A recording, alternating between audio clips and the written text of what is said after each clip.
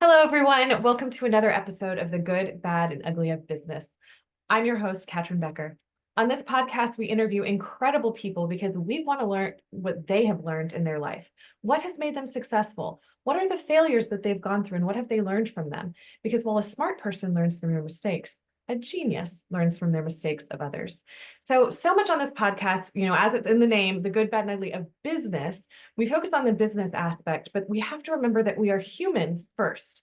We are humans in business. So I am so honored to bring our guest today because she has a really incredible way of helping us to know ourselves and to be one with ourselves, which helps us to be better at business. It helps us to be better at life. It helps us to be better as humans. So this is going to be a really great, interesting one. And for anyone who's skeptical about the metaphysical realm, the spiritual realm, I invite you to come into this conversation with an open mind, with an open heart, and just listen and see what in there is nuggets for you that you need to hear today in this moment. So, Janaki Mayhill, owner of Bhakti Light, welcome to the show.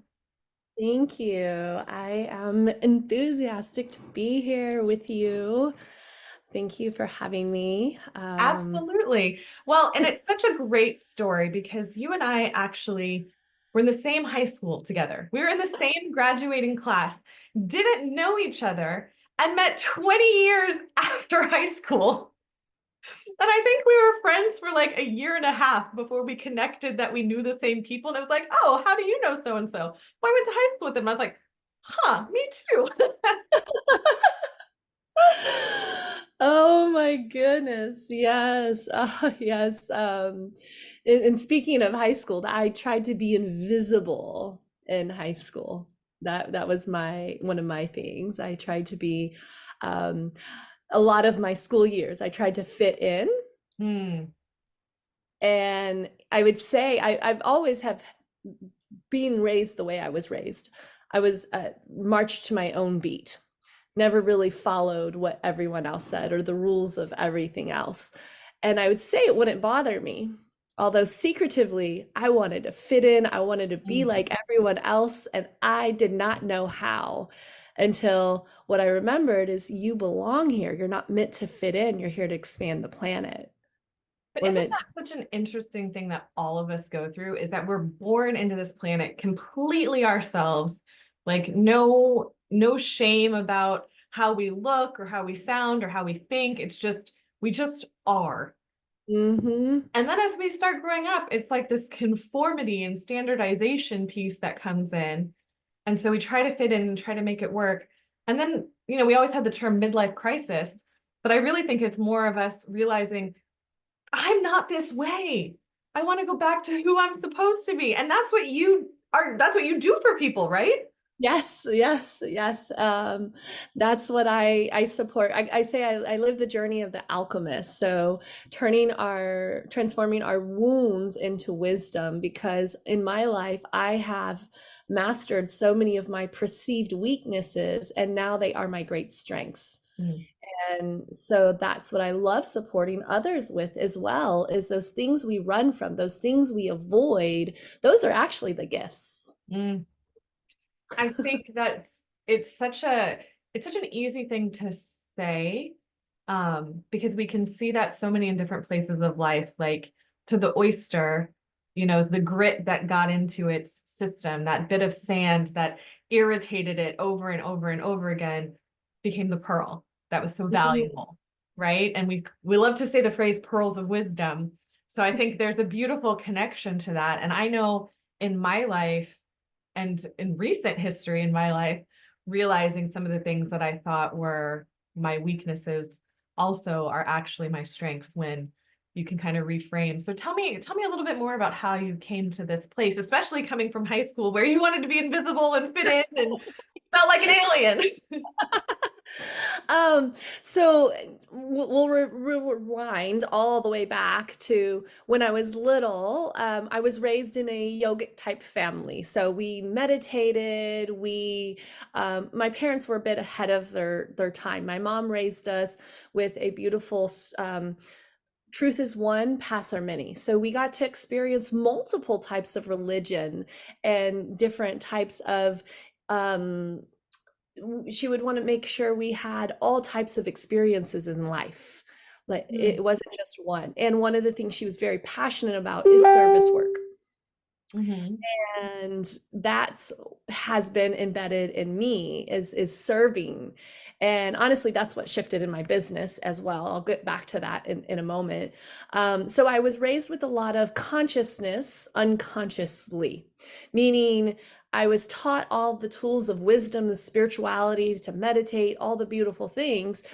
And when it came time to actually dealing with our feelings and emotions, instead of allowing ourselves, there was the labeling of the right, wrong, the good, bad, the positive, negative.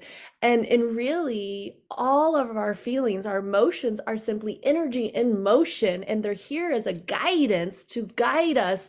What is it that, because our bodies are the map of our unconscious mind. If we don't allow ourselves to fully express something in that moment, then our bodies actually will hold on to that emotion and it becomes stuck in our bodies. And this is where disease, dis-ease comes. And so my parents gave me the gift, and I say they gave me the gift because I'm here for integrating unity. And I didn't know this at the time. And they gave me the gift of either fist fighting or meditating. So I an experience of two polarities where they were either meditating and everything was beautiful, or they were volcanoes erupting and fist fighting and I was the baby. So I discovered this by writing a bio, and it was a really, really, really long one. And it was one that was actually meant for me. And I go, Mm. oh my gosh, I was that little girl who took on that over responsible role for her parents fighting. And so I took on the blame and shame at a really young age. And so I became to that role of the people pleaser because I wanted everyone to be happy. So I thought if I spoke, I would shake things up. I thought I took on that role as being the one that was around when they would fight, that I caused the fighting. And I think that's so relatable. I know in the work that I do with clients, so many people, specifically women, have had that journey as well, where that's something that they've taken on unconsciously, subconsciously, and aren't aware of it. So just having the awareness is such a huge milestone, for so many. I mean, you got to start somewhere, right? Yes, yes. And once I became aware of it, then I got to dig in from there. And what does responsible mean? And I started like, oh, when I'm responsible, I feel alone. And that's what brought into my awareness. And then I was able to shift the relationship, because everything is about relationships, relationships with words, relationships with people, relationships. It's the relationship and how you relate. I like to call it real lating, because it's the real that we see in our mind. It's the movie that we're playing. Right. I mean, And people will say things like, perception is reality.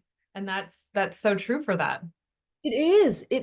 And it's so funny. And I mean, there's so much that people ask, when is your awakening experience? I go, which time?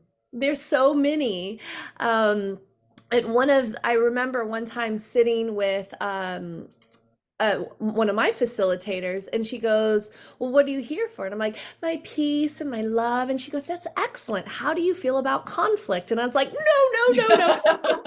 no conflict, because that was my MO, is to run from conflict when it would appear. And it's actually my husband who supported me into, no, you're going to stay. We're going to talk about this. We're not going to run. and and so it took many years, and allowing myself to actually, when conflict would appear, remembering I am divinely supported. So what I would do instead of running is I would call upon my angels or God, and I go, God, help me love. Angels, help me love, because I know love transcends it all. It all takes is one drop of love to love what we have yet to love. Hmm. And that allows the pattern, the belief to shift. Well, and you think about, I think about all the stereotypes and things that are just in in our culture and in our subconscious as a result of that. But especially with men, of men don't cry. Crying is a sign of weakness. If you've got these big emotions, you fight, right? Most men go towards that instead of experiencing the same way, or maybe not the same way, but in our own way of how we all experience guilt and shame, and fear. Those are kind of some of the base emotions, but how we all interpret them and interact with them and run from them and hide from them and shove them way deep down. And by shoving them way deep down, you're actually unconsciously making it bigger. You're just thinking, oh, it's out of sight, out of mind, but it's this festering garbage that's sitting in a box. And you're like, I'm going to deal with this later. I don't want to deal with this now. And actually, by allowing yourself to express when the moment comes up, that's honestly the agreement that my husband and I have. We move through our triggers. Our relationship's not rainbow butterflies and sunshine, and we move through those triggers because we express when it comes up, and we even say, this may trigger you, but here, this is what I'm feeling right now. This is how I perceive it. And it's something that comes up in workplace situations all the time. I mean, there's lots of times where, a certain manager, subordinate employee sort of relationship where somebody's triggering the other person. Do you have any advice for how they can kind of handle that when it's not necessarily the same level of commitment that you have with your husband, but it's still a very important relationship in your life? Yes, matter of fact, the message I received in 2020, because I got so triggered by the mask, because I saw the mask as holding back expression. So I started digging in myself, and I'm like, what are these triggers? And the message I received are triggers are the shadows of ourself that we've yet to acknowledge or even be aware of. And these shadows have now come up into light because to remember our light, we get to experience the perceived darkness. And so by willing, and really, as you were saying, everything is the matter of perception. We see our world as we see ourselves. So if you're willing to look and say, oh, this is triggering me, not take on, because I have had the gift of having a broad awareness as a young child, and Right. having such of, oh, the world is me, everything is God, reminding me of that. But then I also had that over blame, like, oh, if I see this in someone else, oh no, it's in me, and then shaming myself for it, for seeing this in another person. We get to see this in the other person or the individual to remind us of what's within ourselves and what we have yet to face within ourselves. And so if you're willing to dig deep without the blame role of, oh no, this is me, like, oh, this is triggering me. What is it? I start asking questions. For what purpose? What is this triggering me? What is this bringing up? And I start asking questions because there's scientific studies that when your brain starts asking questions, it starts unraveling what are those answers. And so you can find, so many people look for answers outside themselves, and we all the answers we are always right here.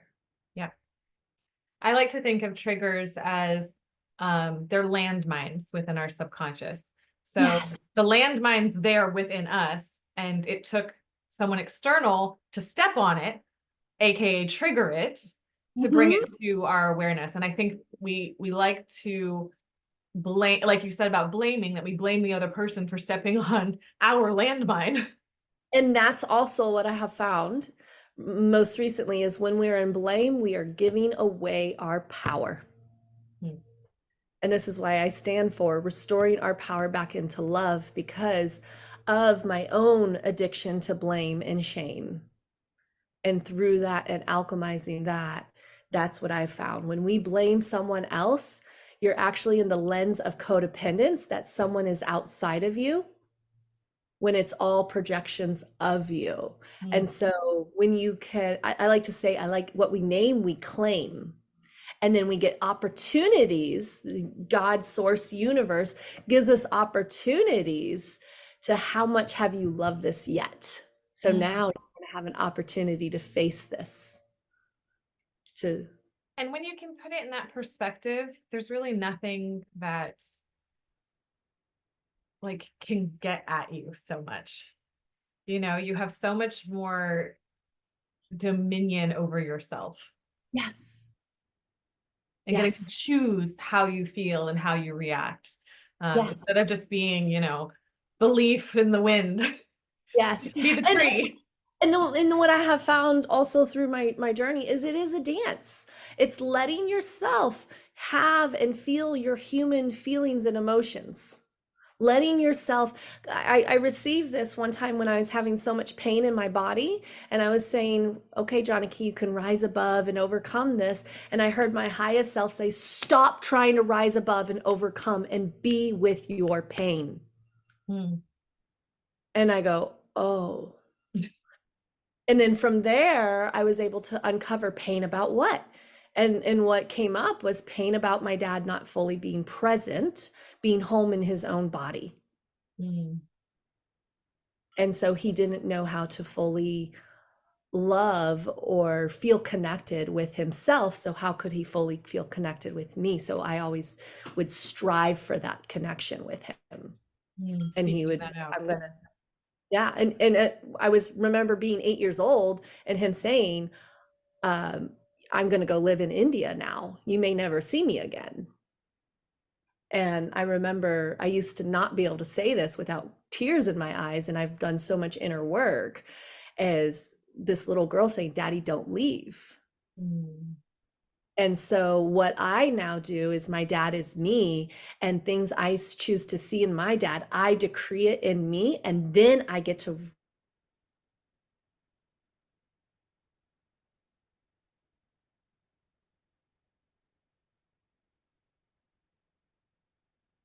Janaki, did I lose you? Uh-oh, you are frozen. You. That's interesting. Oh, that was crazy, wasn't it? That is. So I'll repeat it again because this has been my journey. Yeah, let me turn it's saying my Wi-Fi is unstable, which is interesting. Okay, so go back to the part where you were saying your dad is me, and then I'll cut Yes. from there. Okay, so I was decreeing I'm home in me and my daddy's home. I'm home in my body, my daddy's home in his body. And then a week later, my mom calls me, and this may not have seemed so big, but it was so huge in my world.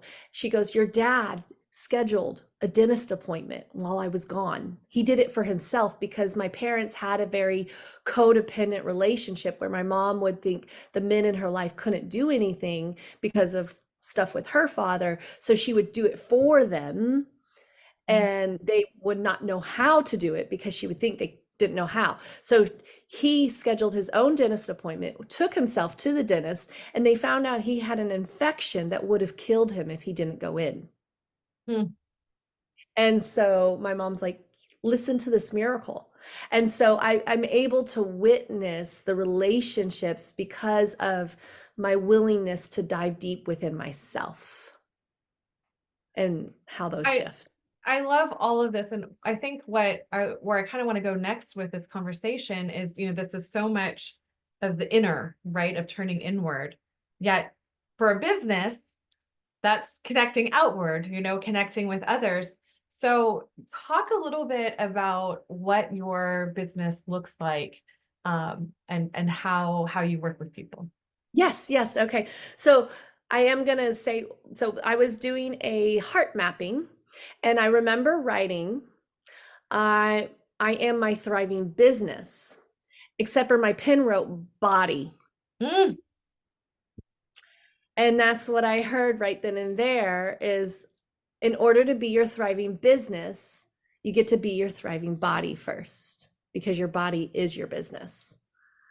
And so that's honestly what I enjoy supporting people is connecting back into the temple of their bodies through the altar of their hearts.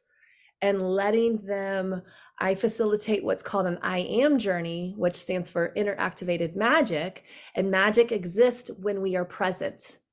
Our minds like to travel into different dimensions, like realms, like when worry appears, when stress or anxiety, we're thinking about the future. And so when we actually are truly present, this is what allows us to create, to manifest. And this is the gift of slowing down. So in 2020 I got to receive a lot. I kept calling it God vision, thinking everything was going to be crystal clear. Well, cosmic joke, God vision was faith.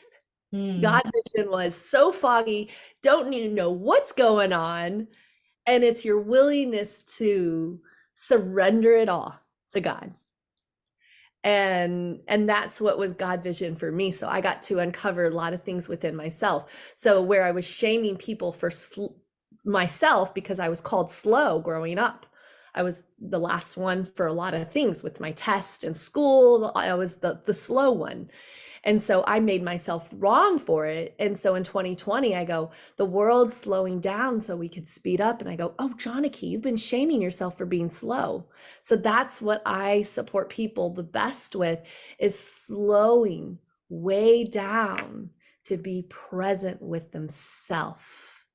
Because we get so, my husband said it perfectly when I was going to facilitate right around 2020, right after the whole COVID corona thing.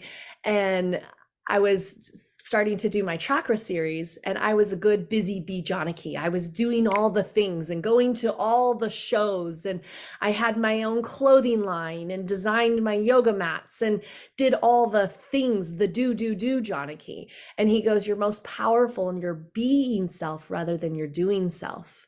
And so that's where the place I lead from now is in my being, because our being is connected to our spirit and our and also the divine feminine, and the doing is connected to the masculine of a body. So when we allow our being supported, allow ourselves to lead with our being, and the doing support our being, it's now creating. It's no longer the doing, because a lot of times in business we get ourselves busy because we're trying to avoid.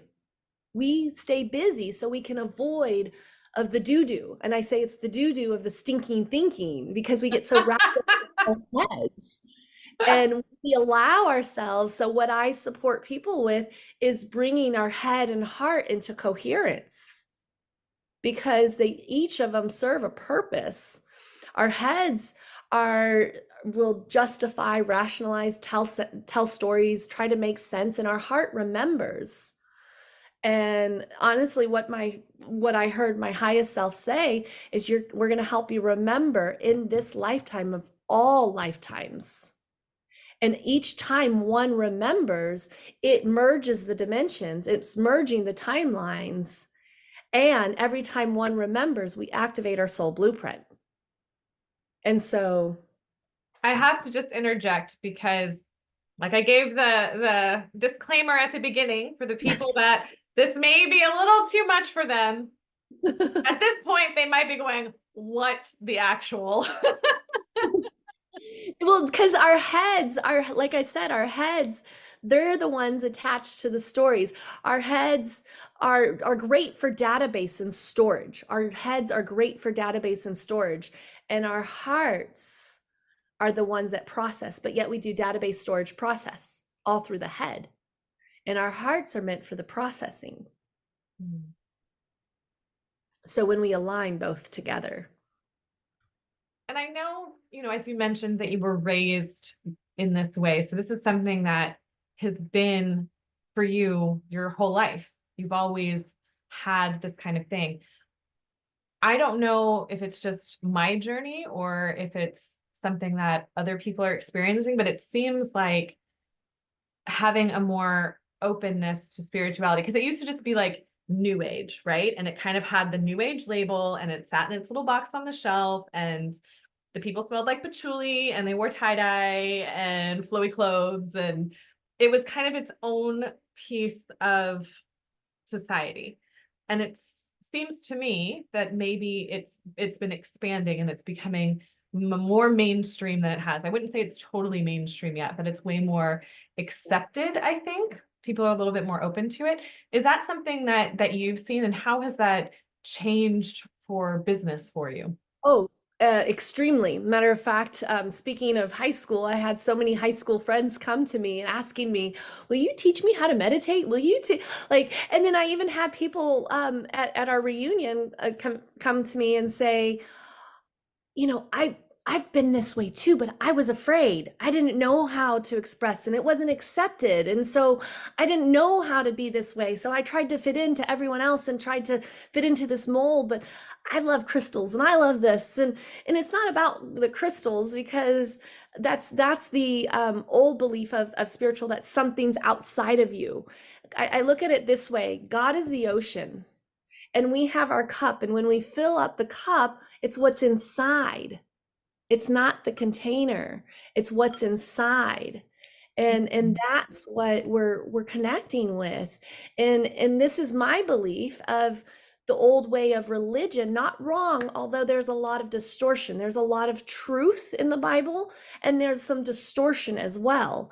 And it's really coming back into what resonates with your heart. And our bodies, like I said, are the map of our unconscious mind. So we can feel truth when truth lands. People call them goosebumps. I call them God bumps, because it's my body responding, and I go, oh, I resonate with this. I feel this in my body.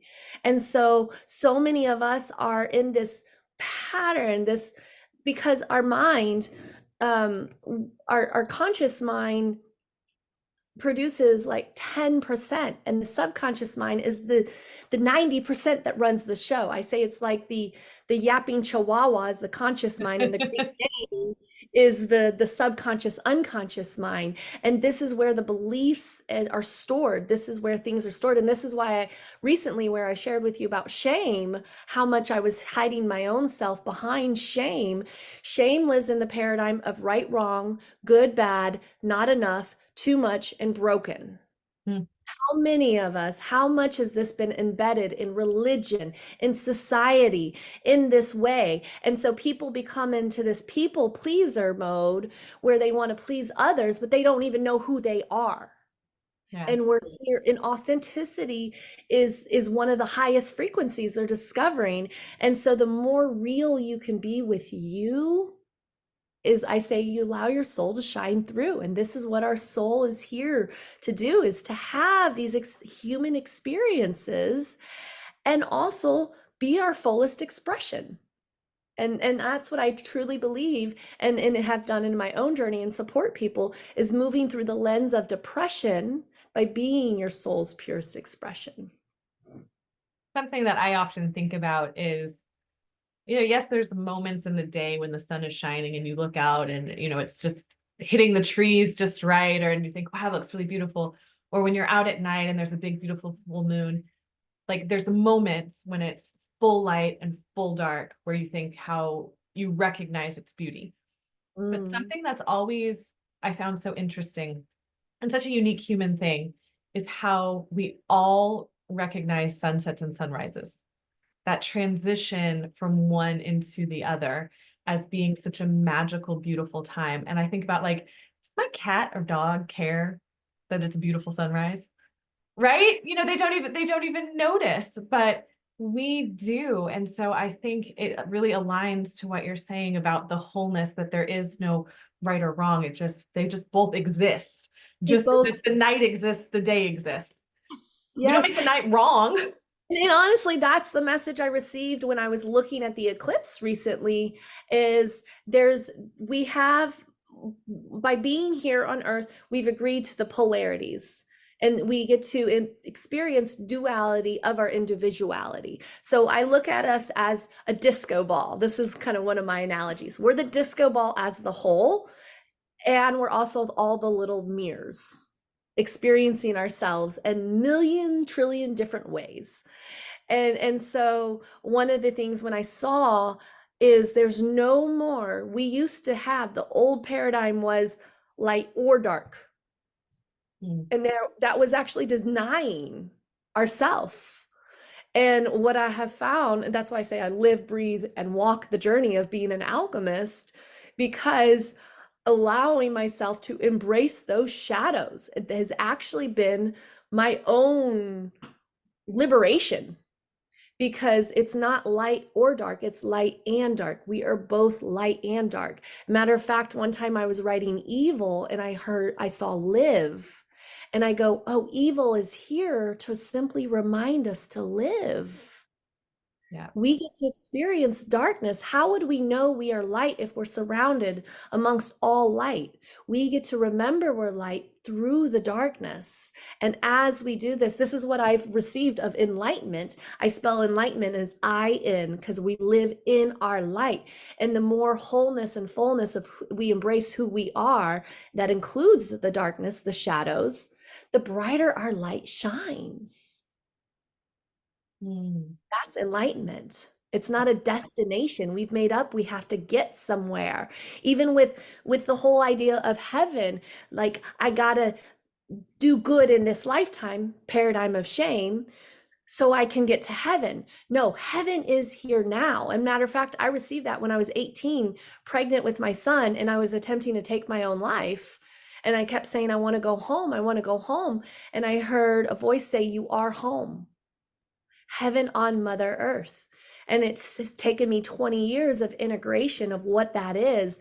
And that's why I'm so passionate with my I Am journeys, because it's a vehicle that allows people to come home in their body and align their highest self with their current self. And we do that through the altar of our heart, because that's where truth is. It's not the distortion of what someone else tells you. Even what I say, I tell people, receive or reject whatever feels in alignment with you. You don't have to, it's my truth. It's not the truth, it's my truth. And you can resonate with it or you don't have to. Oh, Janaki, this is so good. So as we're wrapping up, can you just, is it possible even to distill like one takeaway for the listeners that are still with us? And how can they incorporate it into business? Because there's a Okay, business so yeah, aspect to the podcast. the getting, the getting. When we're in the getting, we forget that we already have. So allow yourself to pause and celebrate those small wins within yourself where you feel successful, where you allowing yourself to pause and be grateful, because the more we can be in gratitude, that is actually the energy of now. The more we can be in appreciation, that is the energy of now. So when you can pause and be grateful for what you already have, you're actually, because what you focus on gets bigger. Mm. And so if you're focused on what you don't have, you're going to create more of what you don't have. So it's the getting that gets us trapped in the cycle, in the hamster wheel, because we're always trying to get somewhere. And pause and remember, you already are there, and we can create expansion from there. And also the importance of contraction and expansion. Every time we're in a moment of contraction, we're actually birthing in expansion. Something I received this weekend, the message is, when we go into contraction, it allows us to feel ourselves more and be with ourselves more. And that brings in expansion, because every time we expand, we're expanding not linearly, we expand all. So all the muck from underneath the surface that we've been hiding comes up. Mm. A lot to ponder on and take moments of contemplation within ourselves, because there's a lot of truth in this conversation. So thank you so much for that. So for your I Am journeys, for your inner activated magic journeys, those are held monthly in the Woodlands in spring. Yes, they're held monthly in the Woodlands in spring. I do festivals as well. I do one-on-one sessions with people as well. I call them quantum energy alignments. It's aligning you in the quantum field, and things happen instantly. And so it's bringing your brain and heart into coherence. So yeah, the I Am journey. Huh? The I Am journeys, even though there's a physical location, there's listeners all over the world that are listening on this podcast. I have So you them. I also have have virtual options. I Yes. do. I do. And the virtual experiences are phenomenal, actually blowing my mind because I used to make up that you have to be in person to feel the frequency. And because it's partnered, it's a ceremonial experience that allows you to connect with the temple of your body through the altar of your heart through music. And I integrate hypnosis with breath work, with it is a compilation of multiple facets because there's not one tool. So I bring in so many different tools. And I can attest, I have gone on an IM journey, so I can attest to its magic. And even if someone is skeptical about what's actually happening, it is just a relaxing experience. Yes, yeah. You can go into it, just know this is going to be relaxing. This is, a 2 hours that I'm taking for myself to be with myself. And that's something that we rarely do in Yes. modern society. So just from that, there's major benefits. Yes. And in a friend recently, she reflected the value of stillness. Our world is so busy that bringing people back into stillness to connect with their soul, she goes, "Oh my gosh, Mhm. that's what's going to shift our planet into this new paradigm because we get so busy on outside ourselves, and when we come back into ourselves, connect with our innermost being, that's oh yes." Yeah, so my vision and mission and why I'm so passionate with my IM journeys is it's all comes again to being home because I used to look at the stars, say I want to go home, and what I remembered is home is here now. It's not a destination to get to. Home is being home in our bodies. Mm. Coming back home in our bodies, the temples. Like the word embody. Embody. Yeah, I actually received that in an IM journey. I said embodiment and I was spelling it I-N. And I go, oh, because we're meant to be in our bodies. We're like little children just remembering the basics. That's honestly what I work with the most is our inner child. I work with the integration of unity through the Holy Trinity of the divine masculine, feminine, and inner child and integrating those three together. Wow, Janaki. Well, thank you so much for sharing your light with us. I Yes. really, really appreciate it. Thank you for being brave enough to come out of hiding and to shine your light so bright so that others can see it and recognize, hey, I've got a little light inside me too. Maybe I should let it shine. Yes. Yes. To the listeners, thank you so much for being here. We always really appreciate it. Please make sure to like and share this with your audience and subscribe so that you don't miss out on other amazing interviews such as this one, because I'm going to bring you stuff that you're not hearing anywhere else so that you can learn and grow together. Until next time, everyone, take care.